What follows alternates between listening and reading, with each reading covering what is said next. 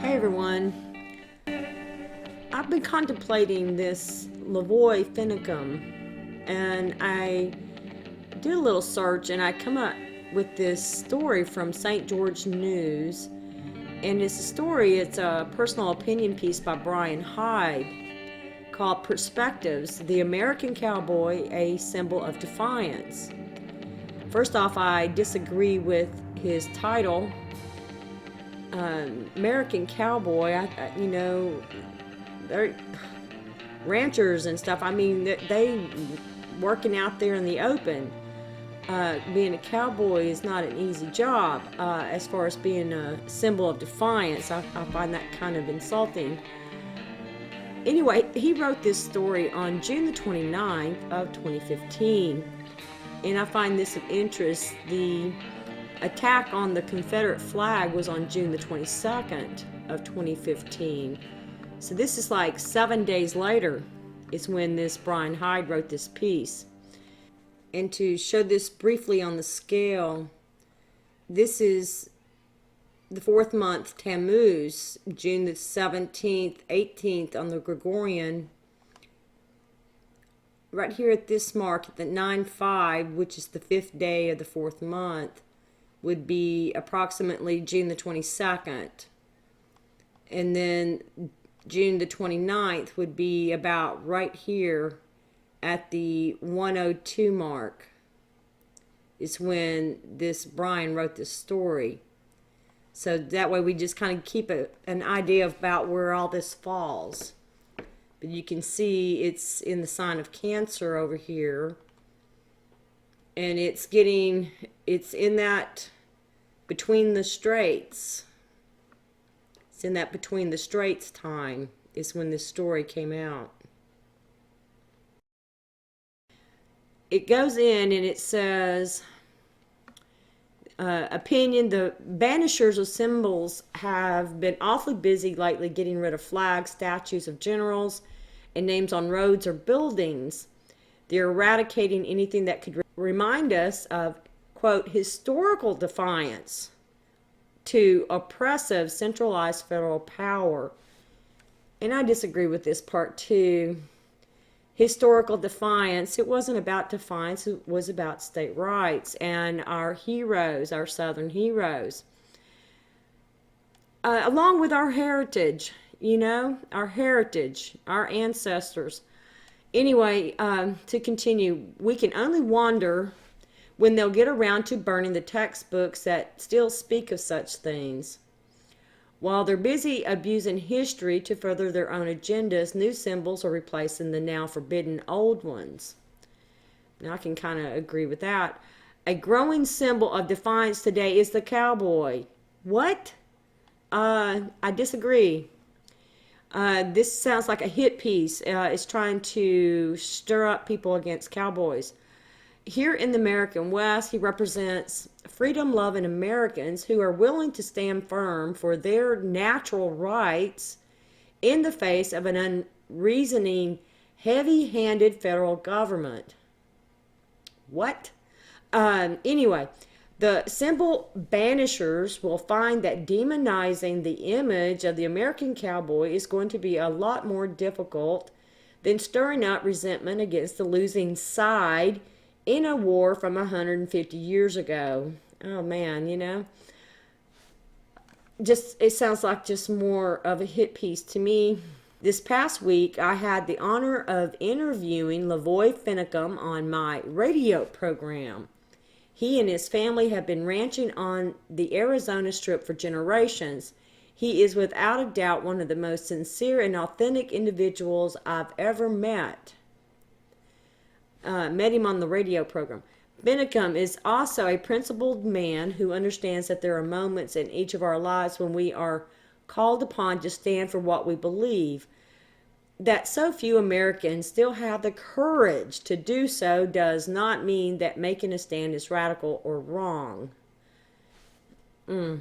During our interview, Finicum explained how a rancher's grazing rights are established through being claimed and recorded at the county level.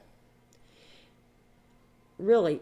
He described how they become personal property rights through being used continuously and defended as necessary.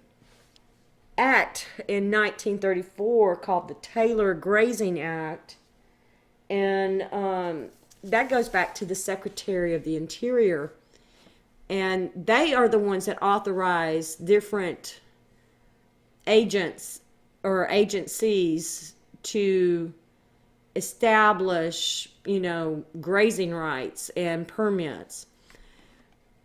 Anyway, to continue, this type of beneficial use falls under natural law, meaning that these rights do not exist because of a written law or even the Constitution.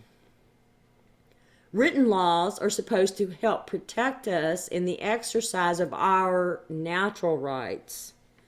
In the case of the lands being used by cattle ranchers and others, there are multiple rights that exist on the same lands. These include mineral rights, hunting rights, rights of access, and rights of recreation. Well, and this is true, but it's determined not by the one that is leasing the lands. It's by the owner or the person that gives the permit, which would be the Secretary of Interior or their authorized agents. Considering that the land where Finicum's family ranches is far off the beaten path in a fairly harsh desert environment, there is seldom any conflict in the exercise of these rights. It says Finicum has a good working relationship with many of the BLM personnel assigned to manage the area where he ranches. Okay, so the BLM is the agency that he is attaining permits from. He considers them friends and has remained current on all of his fees and in compliance with his terms and conditions. However, Finicum, like other ranchers, has seen the federal government overstep its proper limits time and again, to the point where unelected bureaucrats are creating and enforcing laws that harm ranchers and other land users. These bureaucratic actions are often cloaked in the coyly sophistry that currently represents American jurisprudence, but it doesn't change the fact that ranchers are being ruled without representation. Finicum points out that this is a violation of the letter and intent of the Constitution, which was written to limit federal power to the task of upholding our natural rights. For this reason, he is severing his association with the BLM. So he's severing his contract. He's ending his permit, in other words, and will instead pay a 2.5% yearly production tax on the gross sales of all livestock to Mojave County supervisor. He has called upon his county and state officials to find a way to legislatively create a way to pay his taxes to them. So now he's trying to say, I'm not going to pay the BLM for the permission to graze my cattle or whatever his agreement was, which is actually through the Secretary of the Interior that grants permission and authorization. So he doesn't want to pay them. He severed his agreement with the BLM and wants to pay his money to the Mojave County supervisor. And the Mojave County supervisor is not authorized unless the Secretary of Interior grants them permission. But see, Finicum is making up his own, he's trying to rewrite his own contract. Finicum has threatened no one, nor has he called for others to take up arms in his defense. He simply recognizes that our federal government has become a prime source of lawlessness in that it will not abide by the supreme law of the land. It says legislative or judicial remedies are no longer an option since the issue will ultimately end up in the courts of the federal government that is creating the problems. This is why Finicum is standing up as an individual American citizen, peacefully asserting his rights. Says he understands fully the consequences that may befall him, yet he is willing to make his defensive stand as an example to others that they might find courage too. Well, there's a difference between courage and, following civil obedience and the authority of the chain of command. When you lease something or you make a contract, you have to follow the guidelines of the contract or you lose your contract. It says here, unlike his ranching neighbor, Cliven Bundy, whose mere name sends detractors into prolonged fits of rhetorical incontinence, Finicum has not yet been the target of a concentrated media smear and disinformation campaign. So his humble stance is both compelling and well articulated. You can listen, and then he's got a two-part interview. It says, few symbols remain as beloved and respected as American cowboy. The banishers have their work cut out for them. See, we're going to have this sly on the American cowboy as though they are defiant. And I'm not trying to make this a hit piece on LaVoy Finicum, but I'm trying to figure out where his stance is. He severed his association with the BLM. In other words, he had a permit and he severed the association himself. Okay, so he had a grazing contract or had a contract of some sort with them. Now this is just a sample land lease contract here.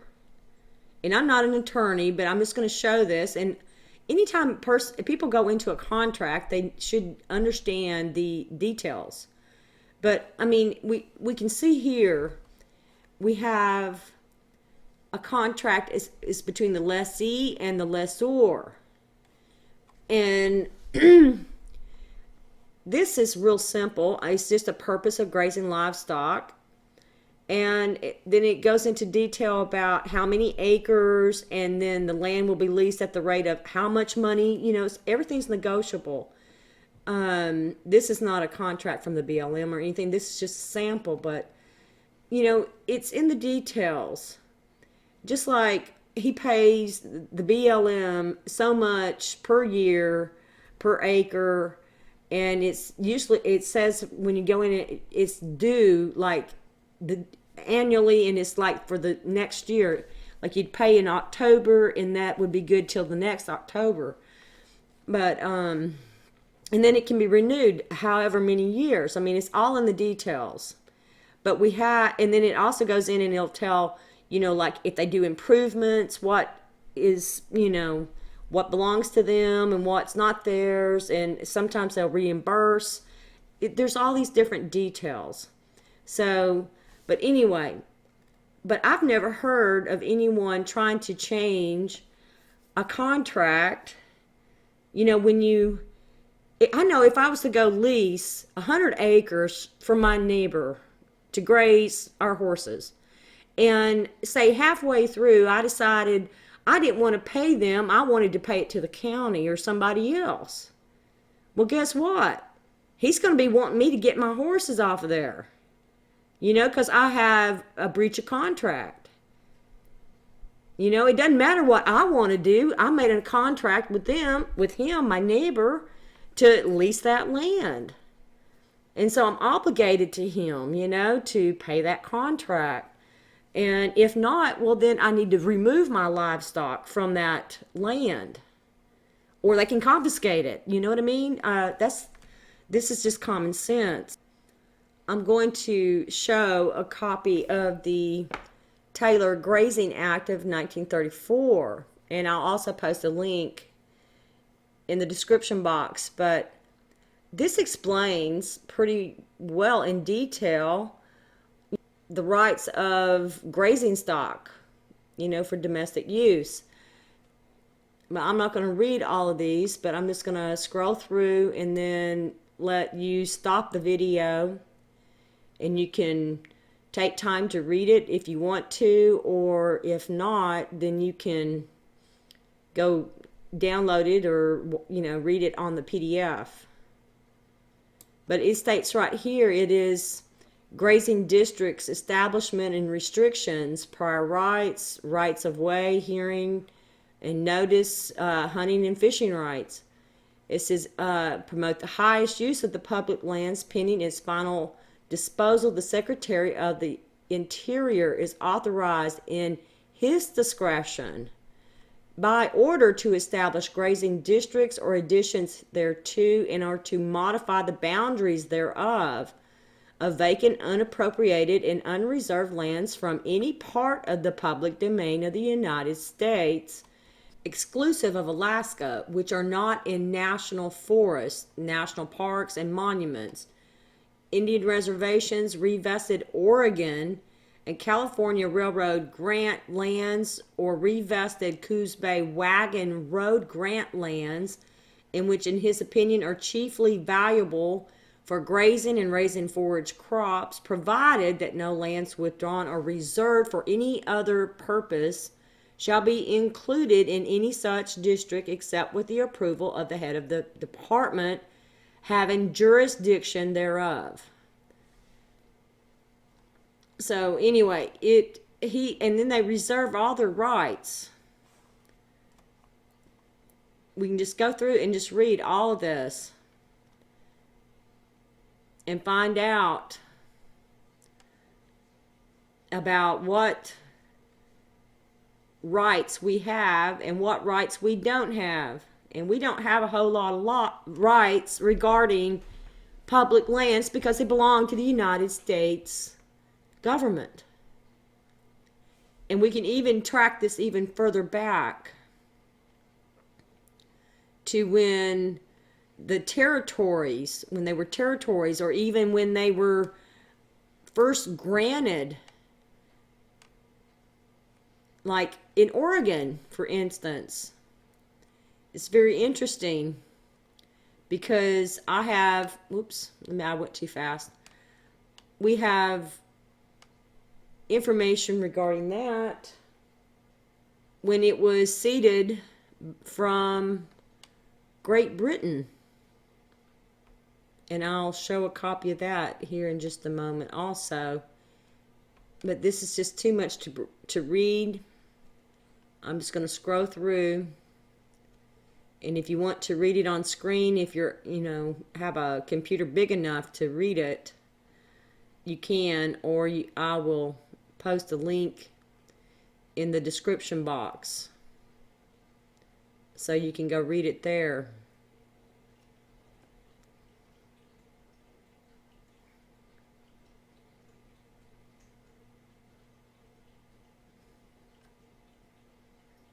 Otherwise, you can pause it and read it from the screen.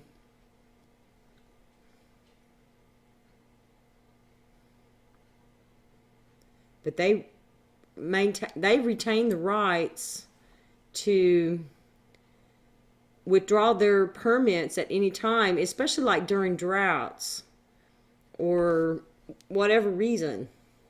They don't really have to have a reason, I don't guess. They can just make something up. It's at their discretion. It doesn't make it right, but it's just the way it is. And I don't know if this has anything to do with any of this, but I found it very interesting, this Oregon Treaty that was between the United Kingdom and the United States that was signed on June the 15th, 1846 in Washington, D.C. under the presidency of James K. Polk. And it brought to an end the Oregon boundary dispute by settling competing American and British claims to the Oregon country. And here, I'll zoom in on this. But you can see this is the 49th parallel that separates the United States from British Columbia.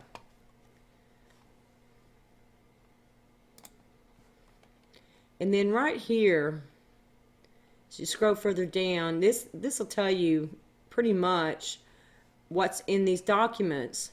But these documents right here go all the way back to the time that it was granted to the United States from the Queen of England or Great Britain, when all of this arguing and stuff was done. But when you go in here, you'll find it's in Article 4 that it tells you that the territory belongs to the United States government, and they maintain the right to do whatever they want to with it.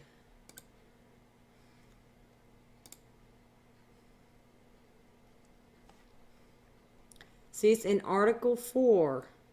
Says the farmlands and other property of every description belonging to the Puget Sounds Agricultural Company on the north side of the Columbia River shall be confirmed to the said company. In case, however, the situation of those farms and land should be considered by the United States to be of public and political importance, and the United States government should signify a desire to obtain possession of the whole or of any part thereof, the property so required shall be transferred to the said government at a proper valuation to be agreed upon between the parties. So anyway, it's just the way it is. It goes back to the territory. It goes back to when the land was granted. It purchased by the United States, if it's purchased by the United States, it belongs to the United States. They designate what part they allow to be for public use. And like I say, I don't know if any of this has anything to do with what's going on in Oregon, but I just found this very interesting because it does give us maybe a lead to understand. Maybe it's within the treaty, maybe it's within how it was conveyed, because these lands, it goes back to the beginning of when the lands were first attained, and it goes from that point. The U.S. government retains the sovereign title to the land. If it came through them, it's where it's at. They have the final say so. They ultimately everything's going to resort back to our Lord Jesus Christ when he returns and he restores his kingdom on earth. But until that time, we are bound by nations. We are people bound by nations and governments. We are still bound to civil obedience, even though we may not like it. It's just these kind of stupid laws that goes on, because there's a lot of people out there that do not obey the laws and they don't care about the land.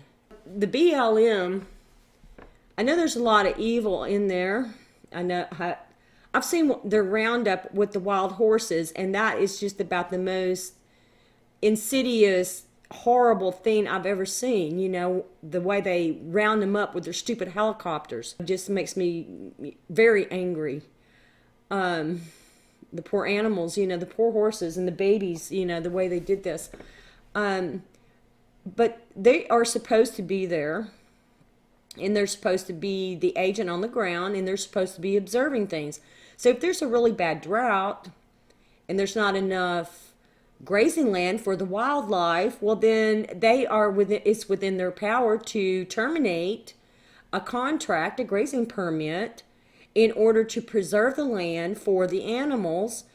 And so the rancher would have to move his cows or whatever livestock, he'd have to move them off, because they have a superior authority to, quote, take care of those lands. That's their responsibility. And so if the rancher doesn't remove his cows, well then he's not following in accordance with what he's been told. And I know it makes it a hardship on the rancher, especially if you have a whole bunch of cows. But it's just the way it is. That's part of the risk when you go in on something like that. They should go in there with their eyes open, or at least consult an attorney to understand their rights. And I don't think that Mr. LaVoy Finicum was a fool. I don't think he was very stupid at all. I'm not sure what he was trying to bring out in all this. But going back to that story, it says here he's severing his association with the BLM. So he severed his contract, whatever it was, whatever the terms were. We don't know what the terms were. We have no idea. Whatever his agreement was, he decided he was severing it, and that he was going to pay 2.5 yearly production tax on the gross sales of all livestock to Mojave County Supervisor, which is not authorized to accept this tax money. See, it goes through the Secretary of Interior, and he's the one that distributes the funds to the different states or counties for their public land use. It's all in that Taylor Grazing Act on how it's all dispensed. And see, and I don't know, I mean, we don't know. We don't know the details. We weren't there. It's hard to get a judgment on this, but, you know, right or wrong. But, I mean, he states right here that he severed his own association with them. So, I mean, that was his choice to sever his lease. But then he doesn't want to, he's talking about natural rights. You can't go in there and claim land that's not yours. Asserting his rights on land that's not his, and they're trying to claim it's a natural right. There will be a time when our Lord returns and the land still belongs to the Lord. And seeing up here, he talks about being current on all of his fees and in compliance with his terms and conditions. But then down here, it says it's for this reason. He is, you know, talking about the violations. And it says that intent of the Constitution, which was written to limit federal power to the task of upholding our natural rights. This is key right here. It's all in this wording right here. There's a fine line between upholding natural rights. I mean, we have natural rights. But that doesn't include taking public lands or changing our contract to suit ourselves. There's a chain of command there. There's a chain of authority there. And like I say, the BLM, corrupt, I believe a lot of it is. But then, I mean, they have a responsibility also. Especially like during times of drought. And it's ranchers being harmed. It's not just the ranchers, it's the wild animals also that are harmed during these horrible droughts. And the jurisdiction of the BLM would be to, you know, sever a contract or a permit in order to preserve the grazing land that's left for the wild animals out there, you know, because they have to supplement or they have to cull the amount of animals if there's not enough food out there for them to eat. And I know that some of this, taking out the horses and some of that kind of stuff, is some shady stuff in there too. But anyway, if it was being run properly, it would be a good thing. So I kind of see where Finicum is coming from. But this right here, right in here is where it gets skewed. His ideas are skewed right in this part right here. And here's another document that people might want to check out. Congressional Research Service is Federal Land Ownership Overview and Data. And it has some pretty good information. It's R42346. And it's on the Gov site. But I'm just going to show the summary but it talks about the federal government owns roughly 640 million acres. And it talks about how it's managed, who manages what, and it has the different states and what have you. But here's the contents, and just so you can kind of get an idea of what all it entails. And it talks about the 5 agencies. And it just kind of gives us a breakdown of some of the things that you might want to look into. I thought it was interesting by state, especially how some of the states have really been, there's a lot of land going to the government in some of the states. It's pretty amazing. This is a pretty interesting document. I do recommend those interested to go check it out. I'll post a link to it. So anyway, I just wanted to post this because there's a lot of people out there that don't understand the contracts, and before people run off headstrong and follow somebody thinking that they're doing right, even though they think in their own minds that they're doing right, we need to really think about the terms of the contracts. Just like there was an interview up in Oregon with a man that said something about he couldn't even cut down a dead tree off his property. Well, I find that very odd. I mean, who wouldn't think that very odd? But then again, we don't know what kind of contract he's got. I mean, is he a property owner? Does he own the land outright, or does he have a lease? There are such things as a 99-year lease agreement. So we don't know what kind of contracts they have. We don't know what they agreed to when they bought the land. If it was purchased public land, with restrictions. We don't know all the details. So just because we find it odd that a person can't cut a dead tree off their land, I mean, there's that's really weird. But anyway, but we don't know what kind of a contract he may have signed. Really, people need to think about, wonder why they can't do certain things. Well, they need to read what they signed and see if there's some kind of restriction or something that prevents them from doing certain things, so because we don't always get all the information, and so we let our emotions kind of get ahead of us, and we get wrapped up into things that we don't know what all's going on. Just like this LaVoy Finicum,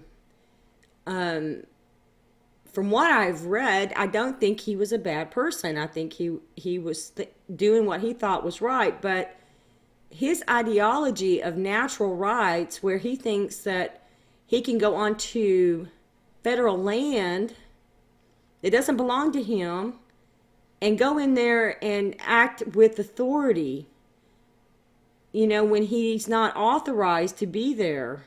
He's on land that doesn't belong to him.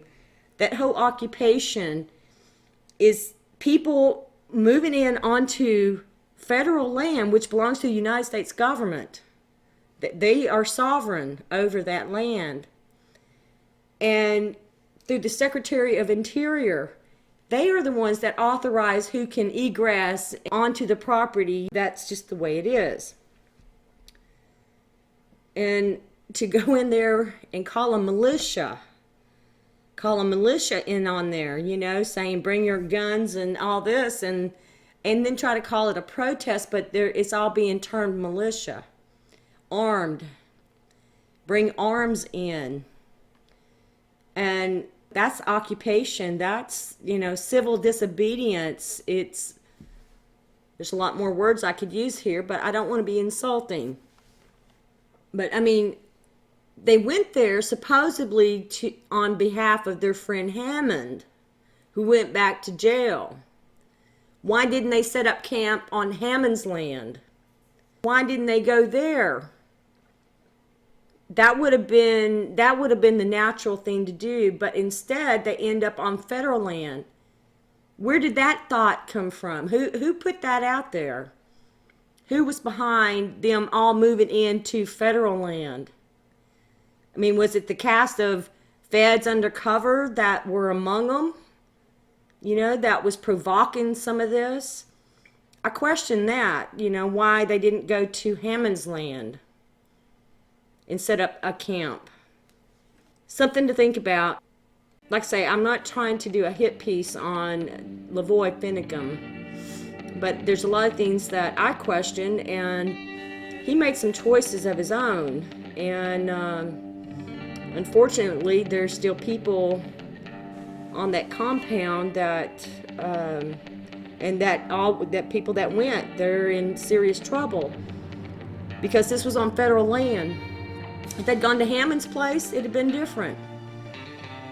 Anyway, God bless everyone, and let's just be very careful about the decisions we make and understand what the push is for.